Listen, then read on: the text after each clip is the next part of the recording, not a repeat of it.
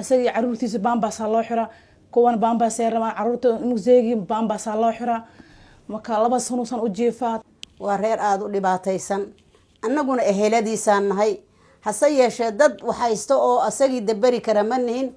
ninkaanu sidaad arkaysaan waa ninkaan naafada noqday xanuunka hayadee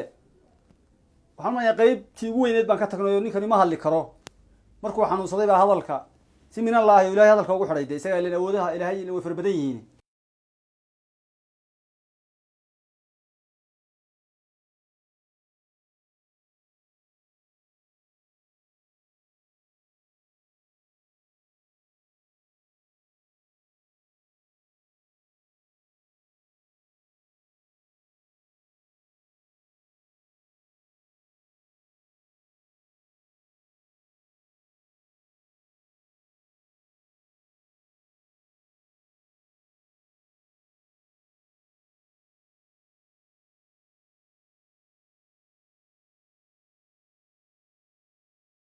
kulanti wanaagsan daawadayaal giddigiin meel kasta aad joogtaan nabadgelyada biyo naxariisihiisu midda gaarka iyo taguudintuba guudkiina ha aadeen soo dhawaada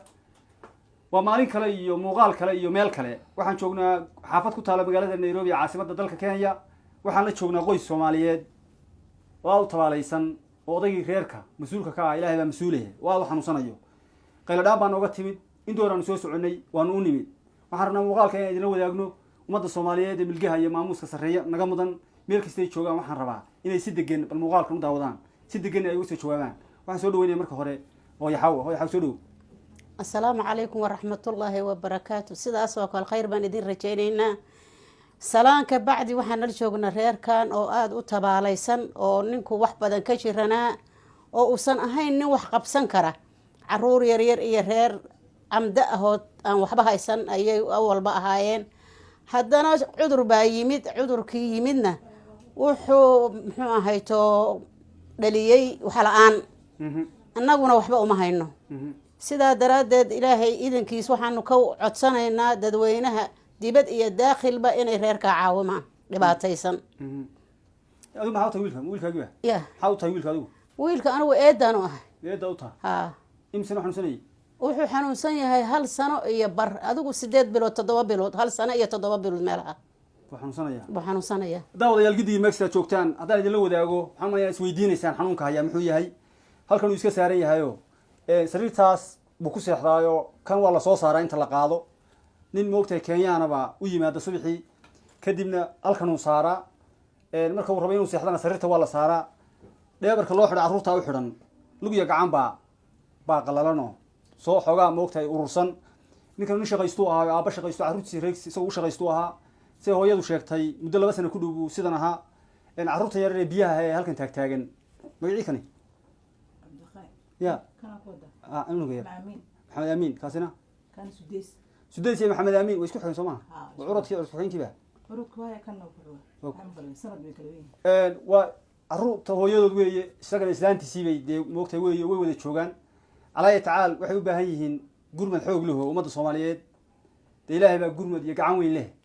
inay il gaara ku eegaano ay kasoo jawaabaan muuqaalkano ay garab siiyaan carruurta yare biyaha iyo gabadha hooyadooda la joogta isagaa intaba dee u shaqayn jiray halkaasuu iska yaalaa de waxaa leeyahay xaqa lagama xishoodo ama runta moogta lagama barbaro runta ilaahay baa jecel saxarada iyo kaadidu xilliga ka timaada isagu ma oga dareenka ka maqan waxaa loo xidhaa qalabka carruurta loo xidho halkaasuu iska yaalaa wuxuu u baahan yahay goob caafimaad in la geeyo ama gudaha dalkan ha noqoto ama dibadda ha noqoto meelaha fufka loo qaaday goob caafimaad buu u baahan yahay qarashay ku aadaana iyagu ma haystaan halkan bay degan yihiin waxaan rabaa bal hooyada carruurta dhashay inaan 1 iyo 2 idhaaho bal dadka u sheego waxaad ka codsan lahaydeen anigu waan ka tegey baan rabaa inaan dadka la hadasho Soomaaliya dad badan baa ku daawanaya adduunka kala jooga soo dhaw salaamu calaykum walaalo meesha waxaan usoo firis duqaan xanuunsan oo masaasad baambaaska loo xiro asagii caruurtiisa baambaasaa loo xiraa kuwan baambaasay rabaan caruurta museegi baambaasaa loo xiraa marka 2 sano san u jiifaa dhakhtar wax geemito qaraawadan wax dhaantana ma jirto oo maanta lacag ku dhaamo ma jirto macnaha marka waxaan meesha usoo firiistay in la caabiyo ninkan dhakhtar la geeyo 2 sano u jiifaa meeshan daawadayaal waxaan malaynayaa dee uu idiin baxday ama muuqaalku fariintu gudbinayo waa la qabsateen waad fahanteen dee ducada waxay ku dhamaataa akhriya adduunka rabbi wax wanaagsan ha idin siiyo guddigiin ummadda soomaaliyeed ee milgaha iyo maamuuska markasta naga mudan meekasta ay adduunka ka joogto waxaan ka codsanaynaa wuxuu yihi masaajidna dhagax dhigo madan la markhaati dhigo waan uga jeeda macnaheedu ay noqonayso inaad sadaqada qof kastoo wax ku darsato aday kuu fiican tahay wax adigu aad haysato markaad ka dhimato dad baa dee iska laho waa la dhaxlaa laakiin waxaa la baxday horay aad ula baxday baa moogtahay aakhiro qofka moogtahay badbaadiya xanuunooyinka adduunka ka jira ama xanuunada dunida ka jira ee saameeyey sadaqadu qayb bay ka tahay qofka xanuunka hayaa inay moogtahay wax ka qabato oo ka badbaadiso xanuuno fara badan oo ku dhici lahaa si culimmadu sheegaan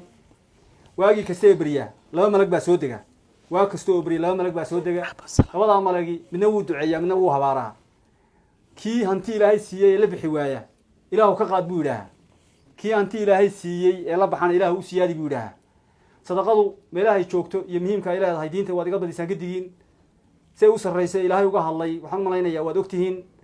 dad fara badan oo soomaaliyeed oo milge iyo maamuus sarreeya naga mudan oo adduunka meel kasta ka jooga oo aanu barnaamijyada noocan isku baranay baa jira oo aada u jecel inay wax la baxaan meel kasta aad joogtaan saaxiibayaal waxaan idinka codsanayaa si niyada idinka codsanayaa soomaalinimo ku jirto muslimnimo ku jirto inaad soo caawisaan ilmaha yar say hooyadihii sheegtay dee waxa ciyaalka loo xidho baa odaygana loo xidhaa nin madow oo kenyaana baa u yimaada oo ka bedela subaxii u dhaqdhaqa lug iyo gacan baa urursan oo saa usoo ururay laakiin rajuu leeyahayo waxaan filayaa dhakhtar haddii la geeyo in wax laga qaban karo dhakhtarra weli lama geynsa sheegay halkaas unbuu iska yaallay oo qarash baa loo waayay waxaan idinka codsanayaa saaxiibayaal aan soo ururiya waxaa layihi hadalku hadduu mid yahay laba lagama dhigo hadalka faraha badan dee macnama sameeye biyuhu meel godan bay isugu tagaan baa layihi alnihaaya inaad soo caawisaan ilmaha iyo aabahooda xanuunsanaya waxaan ka codsanaynaa ummadda soomaaliyeed cabdiqani aa naga xanuunsan sanad iyo bar lug iyo gacanuu la-aya madaxa dhinaca laga hayaa gacanta kalena hadda waa la xanuunsan tahay maalmahan wuxuu soo rogay inuu qalalo waxaan ka codsanaynaa in naloo geeyo isbitaal oo nala caawiyo ileen wax oo maxay heeday ilaa hadda isbitaal la geeyo malaha sariirtaasuu saaran yahay dhaybaraa u xiran uu rafaadsan yahay insha allah ilaahay idinkiis waxaan idinka codsanaynaa inaad noo caawisaan xanuunka hayadee waxaan manayaa qaybtii ugu weyneed baan ka tagnay oo ninkani ma hadli karo markuu xanuunsaday baa hadalka si minallaahi ilahay hadalka ugu xidhay de isagaa ilen awoodaha ilaahay way fara badan yihiin xanuunkan isagaa iskale caafimaadkan isagaa iskale ma hadli karo gacantu dadka kala hadlaa dadka qaar baa isweydiinaya talo muxuu isagu hadli waaye hadal baa la weydiiyo ama wax weydiiyo markaa ma hadli karo hadalku uu ku xidhan yahay waxba hadalka yaan idinku badin waxaa la yidhi geelu dhanku u badan yaha la isugu caraabiyaa biyuhuna meel godan bay isugu tagaan alnihaaya wuxuu ku ururayaa inaad u gurmataan ama inuu gurmano muuqaalka hortiin aanu keennay soomaaliya meel kasta aad joogtaan inaad si iyo miisaanle uga soo jawaabtaan baan idinka codsanaynaa labadaa telefoon ee shaashadda ku qoran midna anaa sita midna gabadh walaashiya oo haddeer muuqaalka aan ku jirin laakiin dadka gacanta ku haya kamid a baa iska leh labadaa telefoon baad nagala soo xidhiidhaysaan meel kasta aad joogtaan waxaan idin leenahay ilaahay idin barakeeyo asalaamu calaykum waraxmatullaahi tacaala wabarakaatuh